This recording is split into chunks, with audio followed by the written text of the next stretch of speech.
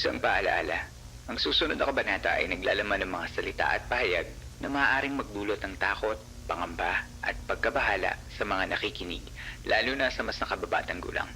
Huwag magpatuloy kung kinakailangan.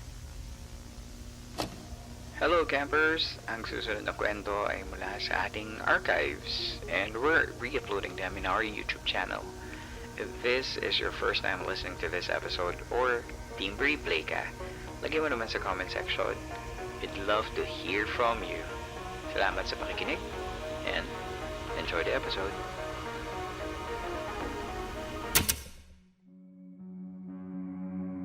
Tuloy po kayo sa ika-33 gabi ng San Telmo Society. Kumusta po kayong lahat? Sana ay napapakinggan ninyo ang episode na ito sa maayos na kalagayan. Ang San Telmo Society ay ang listener story submission segment ng Philippine Campfire Stories, kung saan binabasa ko ang mga totoong kwento ng kababalaghan at pagtataka mula mismo sa ating mga tagapakinig. Ngayong gabi, 2 kwento na naman ang hatid sa atin ng mga kasama natin sa campsite. Sana ay nasa komportable kang lugar. Iwan mo muna ang iyong mga problema sa labas at sama-sama nating pakinggan ang unang kwento mula kay Fiam.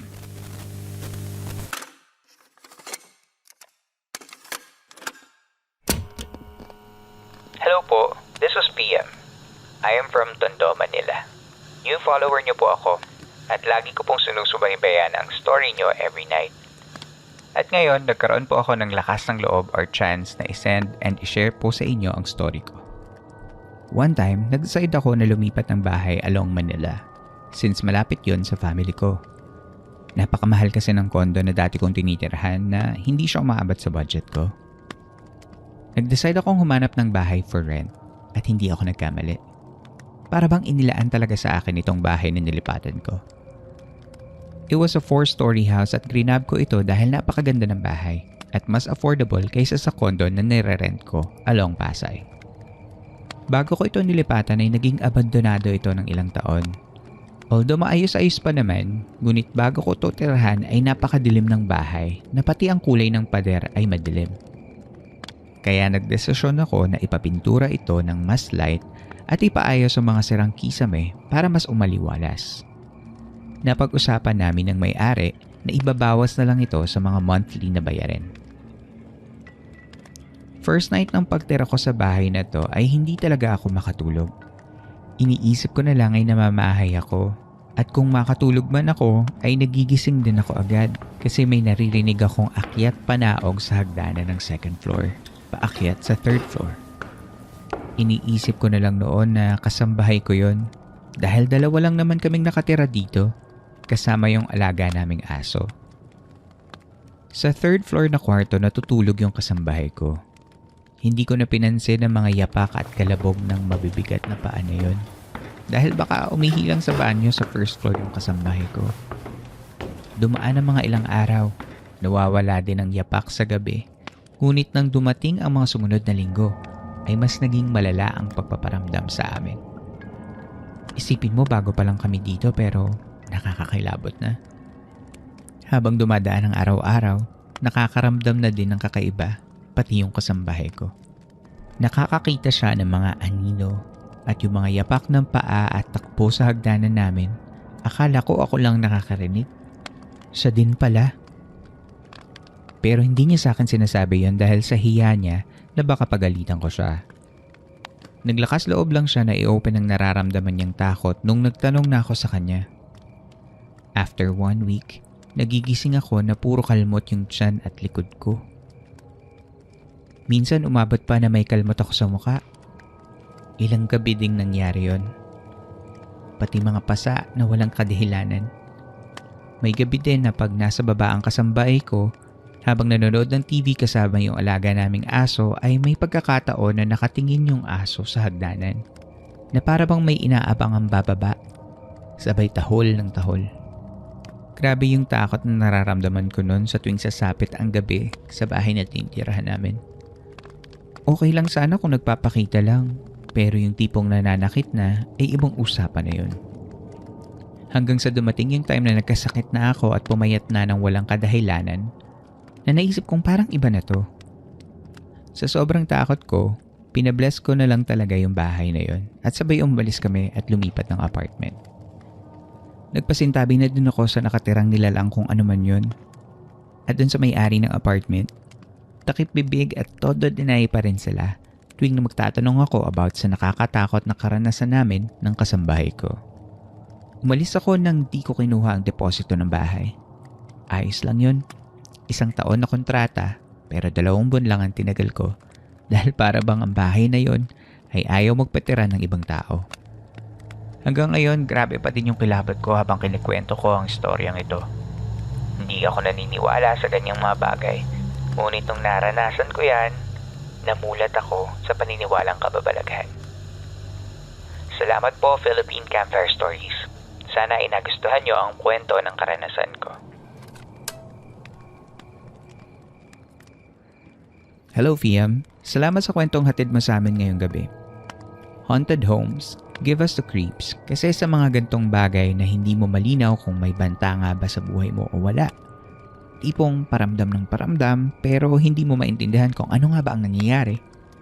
It's like being in that limbo when you decide whether or not tatakbo ka ba sa labas ng bahay kahit hindi mo ma-explain kung ano nga ba yung nakakatakot or magpapakatapang ka ba without fully knowing ano nga ba ang kinakaharap mo. Being in a new environment heightens our senses, especially if we're mostly alone. It's part of our human nature.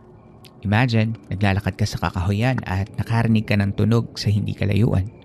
Automatic mag-iisip ka na may sumusunod sa'yo na tao o hayop na maaari kang saktan.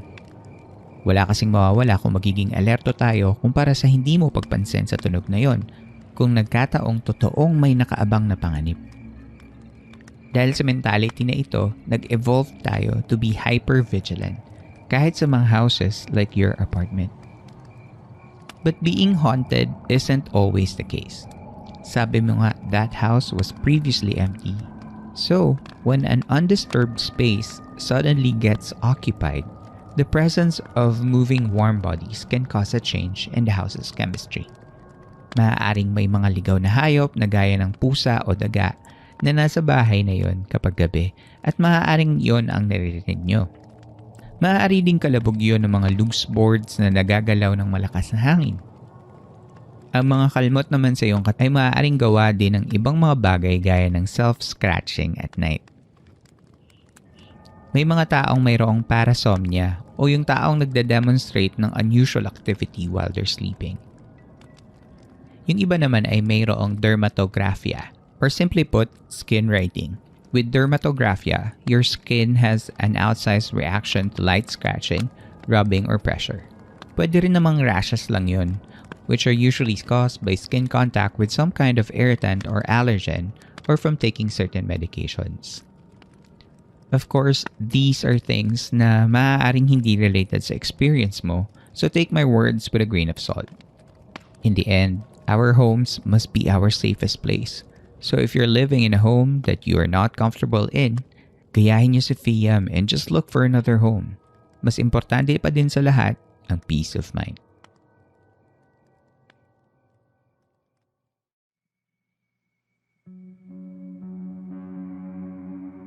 Tigil muna sa kwentuhan, magbabalik ang Philippine Campfire Stories matapos lamang ang ilang saglit.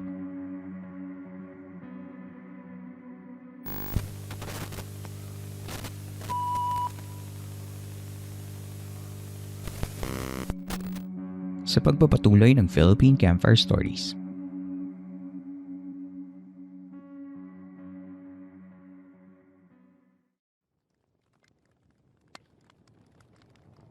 Ang susunod na kwento ay mula kay Juan at sa kanyang isang kwento tungkol sa isang kakatuwang karanasan.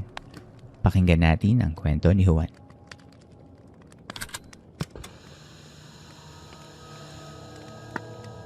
Hello Campmaster and sa lahat ng campers. Matagal na ako nakikinig ng podcast nyo at lagi kong inaabangan yung mga episodes nyo. Minsan nga nabibitin pa ako. Anyway, first time ko mag-send ng story sa inyo. Pagpasensya nyo na itong story ko kasi medyo mahaba. Parang talang buhay ko na nga yata ito. Tawagin nyo na lang akong Juan. Nagmula ako sa pamilyang naniniwala sa mga pabahiin, feng shui, astrology at iba pa. Ito na yung nakagisnan ko hanggang sa aking paglaki at nakahiligan ko na din ito. Minsan pa nga nung high school ako, hindi ako aalis ng bahay hanggat hindi ko nakikita yung horoscope ko sa TV na iuulat ni Madam Zenaida Seva sa Umagang Kay Ganda. Fast forward tayo sa 2012. I started my spiritual journey and doing esoteric modalities. Pero along the way, kapag may tinutulungan ako or kapag nagbabasa ako ng tarot cards, sobrang nadidrain yung energy ko. Kaya napagpasyahan kong mag-aral ng Reiki Level 1. Ang Reiki ay isang paraan ng panggagamot kung saan gumagamit ng isang enerhiya or tinatawag na Universal Life Force. Pagkatapos kong mag-aral ng Reiki Level 1, akala ko matatapos na ang aking problema. Dito pa lang pala mag-uumpisa ang aking totoong paglalakbay. Isang umaga habang ako ay nagme-meditate, parang normal lang ang lahat. Focus sa paghinga. Hanggang sa nagulat ako na nakikita ko na yung sarili ko. Sa isip-isip ko, teka, ganito yung pakiramdam ko kapag binabangungot ako or nagsisleep paralysis. Pero hindi naman ako tulog. Nagme-meditate lang ako. Trinay kong galawin ang katawan ko pero wala. Kitang-kita ko ang sarili kong nakaupo sa kinauupuan ko at taimtim na nagme-meditate. Pero dito ako nabahala. Napansin ko sa kwarto habang nagme-meditate ako ay may isang babae na nakayuko o nakatingin sa katawan ko. Papalapit siya ng papalapit sa katawan ko. Hindi ko alam kung ano ang pakay niya pero kinakabahan ako noon. Malapit na siya. Lumapit ako sa katawan ko at pinigilan ko siya. Using my right hand, itinutok ko sa dibdib niya at sabi kong, "Sino ka? Anong kailangan mo?" Hindi siya umimik mula sa pagkakayoko niya. Tumingin siya sa akin na nakakover ang buhok ng kalahati ng mukha niya at may dugo yung right eye niya na parang umiiyak ng dugo. Ginamit naman niya yung right hand niya using her index finger at tinuro niya ako. Sobrang natakot ako noon kaya nagdasal ako at sinambit ko yung mga incantation or mantras na napag-aralan ko sa Reiki Level 1. Sa awa ng Diyos nakabalik na ako sa katawan ko na parang pagod na pagod at uhaw na uhaw. Isinantabi ko na lamang iyon dahil ako ay papasok na din sa trabaho. Dumaan ang oras na tila okay naman at walang pangamba. Pagdating ko sa bahay, gabi na din yun. Akala ko tapos na. Hindi pa pala. Nakapasok na ako ng bahay. Pagdating sa sala namin ay meron kaming chandelier. At for an unknown reason, may natanggal sa part ng ilaw at tumama ito sa aking mata. Sobrang sakit na akala ko mabubulag na ako. Dinala ako sa emergency room at nabigyan naman ako ng paunang lunas. Sabi ng doktor, nagasgasan daw yung itim ng mata ko or yung pupil. Kaya daw sobrang sakit. Habang ginagamot ako doon, nag-flashback yung image noong babaeng nakita ko nung kinaumagahan. Napaisip tuloy ako, siya kaya ang may gawa ng pagkakadisgrasya ko or nagbibigay lamang siya ng babala? Hanggang dito na lamang po, Campmaster. Sending love and light sa inyong lahat. Namaste. Hello, Juan. Salamat sa pagkukwento mo sa amin. Wow, Reiki. As a natural skeptic pero firm believer of the supernatural, naku-curious ako sa Reiki. Gusto ko yan maranasan one time. When I read your story na sinabi mong lumaki ka sa bahay ng mga naniniwala sa paranormal at sa mga esoteric practices, natuwa ako. Lalo na nang binanggit mo si Zenaida Seva na talaga namang ginabayan tayo kada umaga sa kanyang mga horoscopes at pinaalahanan tayo na mayroon pa rin naman tayong free will at gamitin natin ito. That is every morning for so many years. Bakit di nga naman magkakaroon ng impact sa buhay natin yun? Deeply ingrained talaga ang supernatural and folkloric beliefs sa ating mga Pilipino. Kaya hindi ako nagtataka na karamihan sa atin ay naniniwala sa supernatural. Wala akong masabi sa kwento mo kasi beyond my limited experience and knowledge na yata ito. But as someone na nakikinig sa kwento mo, hindi kaya premonition ang nangyari sa'yo? Kasi you saw someone with blood in her eyes and then you had an eye accident. Coincidence? Sa mga nakakaintindi sa psychic abilities, si Juan ba ay nagkaroon ng astral projection sa kwentong ito? Sino kaya yung babaeng nagpakita sa kanya? Let me know by reaching through any of our social media channels or via the Facebook group natin na The Campsite. Sana ay nasa komportable kang lugar. Iwan mo muna mga problema sa labas at sama-sama nating pakinggan ang kwento ni Je.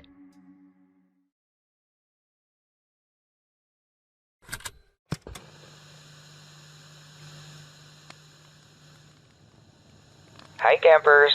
Hello Campmaster! Kumusta po kayo? It's me again, Je. Bicolana po pala ako. I'm just here in Manila for work.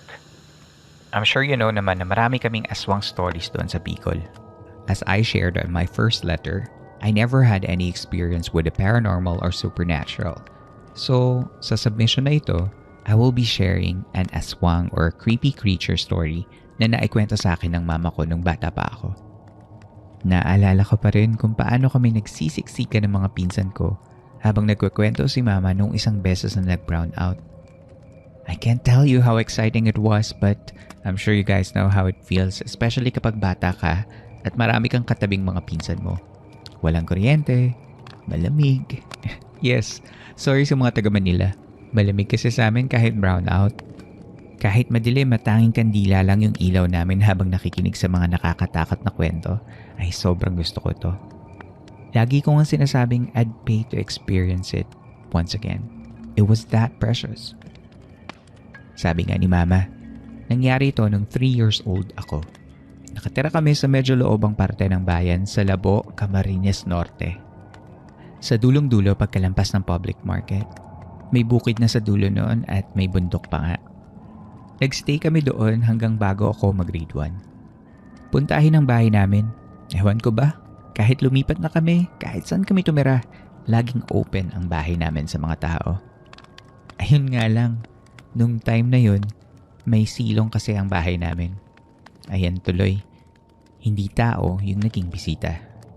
I'll try my best na maikwento ito kung paano ikwento ni Mama. Ayon sa kwento ng mama ko, tulog na daw kami lahat noon. Lampas 12:00 na.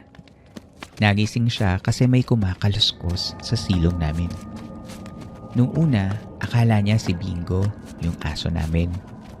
Ayun pala, andun sa loob si Bingo, nakaabang sa may pinto. Gising, pero babayong buntot at mukhang takot. Nung tumingin si Bingo kay Mama, parang nagsusumbong siya na, "Mama, may tao sa labas." Nung una, yung mahina na iyak-iyak lang ni Bingo ang naririnig ni Mama. Tapos, yung kaluskos. Kinuha ni Mama yung walis tapos tumayo siya sa pinto katabi ni Bingo. Hindi siya nagbukas ng pinto, pero nakikinig lang siya. Tumigil yung kaluskos. Pati si Bingo tumahimik. Biglang may tumunog na tukutok, tukutok, tukutok. Mahina, pero paulit-ulit. Nakaamoy na rin si Mama ng mabaho. Parang ipot ng manok at putik. Natakot si Mama kaya ginising niya si Lenlen yung pinsan ko at yung kapatid kong si Kuya Richard. Richard, gising! Sus, ang kuya mo, kailangan ata may kanyong ka pa para lang magising. Parang mantika matulog. JR, gisingin mo nga yung kuya mo. Sabi ng mama ko. Si Kuya JR pa ang tumulong para magising. Nung gising na yung dalawa kong kuya, yung pinsan kong si Lenlen ay nagising na rin.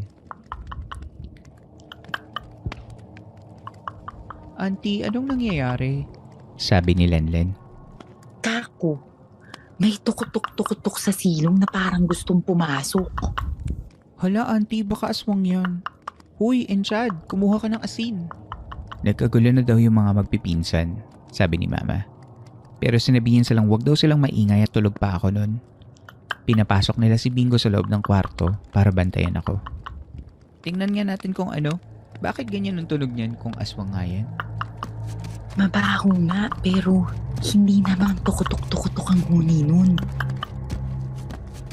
Nag-antay lang sila. Pakonti-konti, lumalakas yung kaluskos at huni nun sa silong. Parang gusto nang tuklapin yung sahig namin. Buti na lang makapal at hindi madaling masira. Sabi ni Mama, kung andito daw si Papa, baka nagbukas na yun ng pinto tapos nagsuot sa silong at binaril kung ano man yung nandun. Sundalo kasi ang Papa ko. He was assigned in Mindanao around that time, sabi ni Mama. Grade 6 lang ako when he retired from AFP. Ilang oras daw silang nagbantay at nakinig. Humihina, lumalakas yung huni ng kung ano yung nasa labas. Doon lang talaga nila naisip na aswang nga yun. Tapos, naalala ni Mama. Richard, di ba ang matanda sa kabila dinala sa ospital kanina? Oo ma, mga alas 10 siguro yun. Baka akala nung aswang na yan nandito yung may sakit. Hindi kaya niya alam na nasa kabilang bahay yun? Ma, hindi kaya niya naaamoy na wala yung matandang may sakit dito? O baka hindi aswang yung nasa labas? Baka ibang klaseng halimaw yan. Ganun lang siya buong magdamag. Huni ng huni. Kumakaluskos, naglalakad, naghahanap ng mapapasukan. Buti na lang talaga wala siyang masuotan. Hindi niya naman abot ang bubong ng bahay. Nung mag-uumaga na, nawala ang takot ni Mama. Inantok na rin ng mga kapatid ko kaya nagsitulugan na din sila. Di naman daw kami aanuhin nun basta wag lang makapasok sa bahay. Napansin ni Mama nung malapit na mag-umaga, pagod na ang nilalang sa labas. Mahina na ang tukutok-tukutok niya. Pahina ng pahina at wala na siya sa silong. Malakas na ang loob ni Mama noon kasi pasikat na yung araw. Pagsilip niya sa labas, andun ang nilalang sa balkon namin. Nakakasuka daw ang amoy. Hindi niya makita ang muka pero ang liit-liit. Balot ng balahibong itim na para bang batang maliit na sinuotan ng costume. Madumi. Nakasiksik sa mga halaman sa gilid at paulit-ulit ang tokotok na mahina. Medyo naaawa pa nga daw si Mama kasi mukhang pagod na. Wala nang boses. Isip ni Mama, ano kayong mangyayari dito kapag inabutan to ng sikat ng araw? Baka pagkakaguluhan ng kapitbahay kapag nagkataon. Hindi niya alam kung bakit pero ang sabi niya, ayaw na daw niyang makita ang itsura kapag maliwanag na. Sinara niya ulit ang pinto at sinilip niya kami sa kwarto. Sinabi niya kay Bingo, Ito ka lang ha, magbantay ka sa pinto. pagkasilip niya ulit nung sumikat na yung araw, wala na doon ang maliit na nilalang. Pero dahil maliwanag na, kitang-kita na sobrang dumi ng sahig. Bakas ng maliliit na paa pero hindi niya mawari kung ilang daliri kasi puro putik. Nagkalat na. Yung buong balkon namin ay madumi. Ibig sabihin, babalik-balik siya doon, buong magdamag. Pati sa may pinto, andun din ang bakas. Trinace pa ni Mama ang bakas mula sa sahig namin hanggang sa maliliit na hagdan at sa silong. Umikot pala ang nilalang na yon sa palibot ng bahay namin. Mula sa silong papunta na doon sa malapit na sa palayan. Pagkatapos naman ng bukid ay bundok na. Ay, salamat umuwi na. Salamat sa Diyos at hindi kami napano ng mga bata.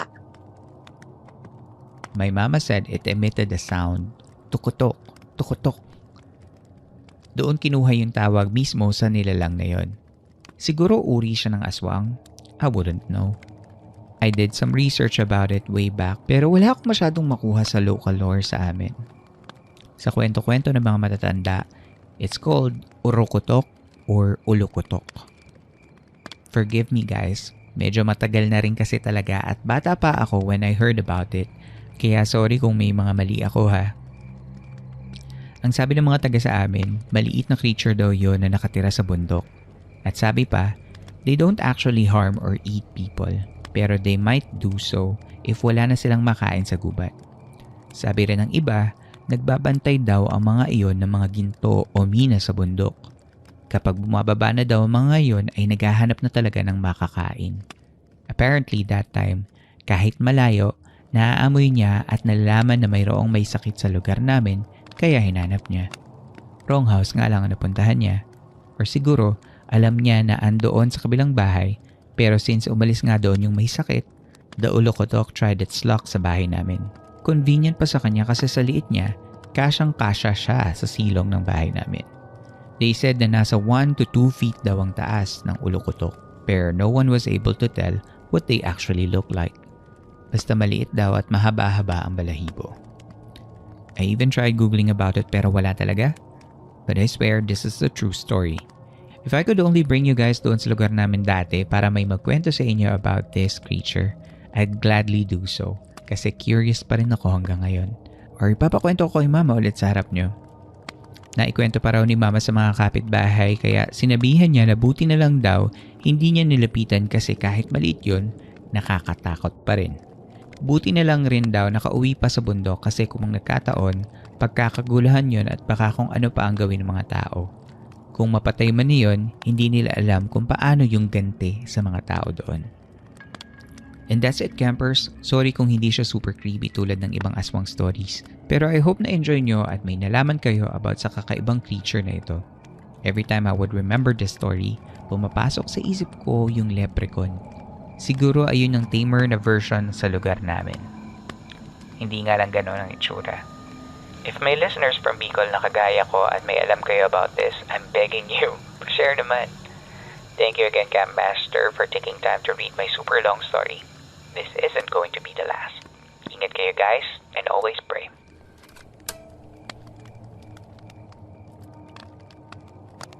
Hello, Je. Maraming salamat sa pagkukwento mo sa natatanging memory of you and your mama.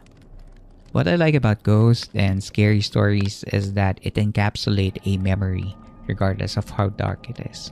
At binabalik-balikan siya ng mga tao.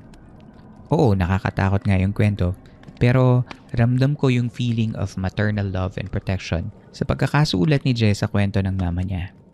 Kaya salamat at naibahagi mo sa amin ang isang memory ng mama mo. I feel so honored being the one who shared it. Okay, tama na muna ang drama. Balik tayo sa kwento. Anong pakiramdam ninyo sa kwento ni Je? Naghanap din ako sa mga resources ko pero wala akong makitang ulukutok or urukutok. Parang ayaw yatang magpakita ng nilalang na ito. But for some reason, nai-relate ko ito sa tik-tik o yung ibon na sumisenya sa aswang sa pamamagitan ng pagbibigay ng huni. Parang pareho sila ng estilo. Baka nga nagkamali ng address yung ulukutok at since andun na lang din naman siya at may mga posibleng mabiktima sa lugar, meaning ikaw, Je, ay minabuti na niyang subukan ang kanyang pagkakataon. Buti na lang matapang ang mama mo at mga kapatid mo at hindi nakapasok ang ulukutok at ginawa kang midnight snack.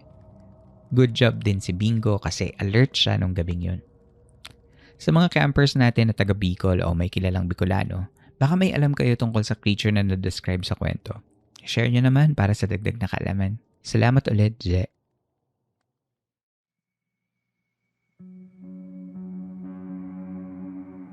Tigil muna sa kwentuhan, magbabalik ang Philippine Camper Stories matapos lamang ang ilang saglit.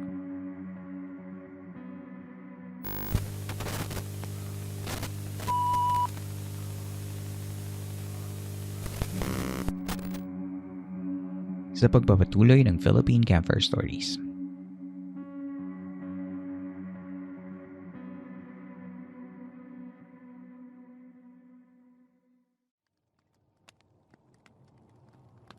Ang susunod na kwento ay mula sa suki ng campsite na si Tim. Pakinggan natin ang kwento niya tungkol sa duwende.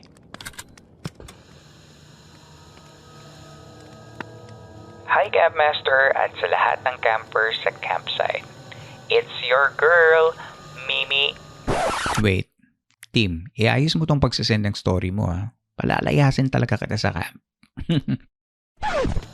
It's me again, your Sophie, Tim. Ito na po yung part 2 ng Duwending Itim story ko sa house namin. Medyo mahaba lang, pagpasensyahan nyo na. Laging nagpaplano for renovation ng pamilya ko pero palaging hindi natutuloy kasi minsan ay mayroong magkakasakit or madalas naman ay may na-hospital sa amin. Kaya nakakailang attempt din sila sa renovation ng house. And then finally, natuloy na nitong 2020 lang. Bago nila dinemolish yung bahay ay nag-alay muna sila ng puting manok. Sabi nila ay offering daw yon sa entity na nakatira doon. Ang kaso, after nila ma-demolish yung house, ay hindi nila in-expect na magla-lockdown. Hindi na naman natuloy ang paggawa. Months have passed. Bigla na lang nagkasakit si Lola at hindi inaasahan na out of balance at nahulog sa hagdan. They rushed her to the hospital and based sa findings ng doktor, bumaba daw yung potassium levels niya pero hindi naman positive sa COVID, which is nakakapagtaka kasi super sigla niya before nun at nag-exercise at puro healthy foods pa ang kinakain niya. As in healthy living talaga si Lola. Habang nag-aayos ako kasi babantayan ko si Lola sa ospital, I heard my tita na pinag-uusapan nila yung warning sa amin before ni Manang Albularyo na may kukunin daw na buhay yung duwende. Tapos every 3 p.m. or 6 p.m. daw nung wala pang sakit si Lola, nakikita nila si Lola na nagro-rosaryo sa tapat ng demolished house namin. After niya magdasal, palagi daw niyang sinasabing kung may kukunin mang buhay sa amin, ako na lang, wag na yung mga bata. Everyday routine daw ni Lola yon until bigla siyang nagkasakit. At yung paniniwala ng family ko, yung iba they believe na hindi daw talaga payag yung entity kaya ganun daw yung gante. And yung iba naman, sabi, dala na rin daw ng katandaan ni Lola. Kaya ganun and siguro daw na nibago yung katawan ni Lola sa inuupahan naming bahay. Ilang days lang din after ma-confine si Lola ay kinuha na rin siya sa amin. Hati pa rin ang paniniwala nila sa pangyayari. Sabi ng ibang relatives ko, baka totoo daw yung warning ng duwende na may kukuning buhay sa amin. And sabi nila, siguro wala na rin daw sa bahay yung entity pagkatapos nun. Paglipas ng ilang buwan, okay na yung bahay, up and down, pero yung taas at baba ay pinaghiwalay na sa magkakapamilya. Happy ending na, wala na yung entity. Pero syempre, it's a prank. Hindi pala umalis yung duwende sa bahay. Paano ko nasabi? Meron akong pamangkin na nasa around 8 years old na may third eye. Pag magsasampay ako sa rooftop ng nilaban kong damit sa gabi, nagpapasama ako sa kanya. Syempre, madilim sa rooftop, natatakot din ako. Ayaw niya akong samahan, sasabihin niya lang sa akin na ayoko may maliit na taong color block doon sa may hagdan sa rooftop. Niyaya niya pa nga ako maglaro. Tanggap ko na hindi umalis yung entity pero nung one night na umuwi ako ng gabi, pag-akyat ko sa taas ng bahay namin, nakapatay na yung ilaw sa hallway kaya binuksan ko kasi naalala ko na naman yung taong maliit na sinasabi ng pamangkin ko.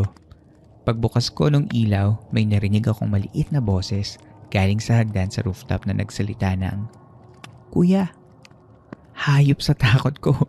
Medyo pumatak na yung ihi ko. Nung sinilip ko yung hagdan, sarado naman yung pinto.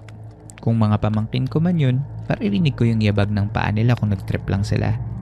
Galit pa akong pumasok sa bahay pagpasok ko. Lahat sila nasa kwarto na at natutulog na. Kaya mas lalo akong kinilibutan kasi walang tao. Para maalis yung takot ko, inisip ko na lang na pinaglalaroan lang ako ng isip ko na guni-guni ko lang ang mga naririnig ko. Pahabol lang si Manang Albularyo. Nag-stop na siya sa panggagamot pero every time na napapadaan siya sa bahay, palagi niyang sinasabi na hindi alis yung duwende doon kasi nauna pa siya sa amin. Hindi naman ang gugulo yung entity, kaso wag na niya sana akong tawagin.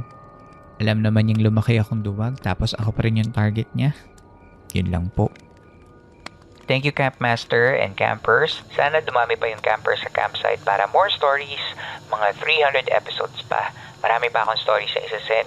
Hulaan nyo na lang kung sino ako dun sa FB page na campsite. Di mo na ako mag-iingay, baka i-reveal ni Campmaster yung identity ko. Your Soapy, Tim. Hello team! Salamat sa pagbibigay mo ng kasunod sa continuing saga of Tim and the Duwende. Halos may sarili ka ng series dito. Mukhang kailangan na kitang singilan ng talent fee. I'm sorry you recently lost your lola. Hindi naman natin alam kung ano ang kinasawi niya pero ang pagbaba ng potassium levels o hypokalemia ay maaaring sanhi ng paghina ng katawan ng isang tao. Naniniwala din ako na kapag ini-envision ng isang tao na may mangyayaring masama o mabuti ay kadalasan nagkakatotoo ito. Hindi natin masabi kung nagsakripisyo ba ang lola mo para sa sumpa ng duwending itim, pero sana naman wala nang gambala ang mangyari sa pamilya mo. Kung may pagkakataon ka, kausapin mo yung duwende. Baka naman nadadaan sa mabuting usapan. At pag nakausap mo, kwento mo ulit sa amin. Thank you so much, Tim.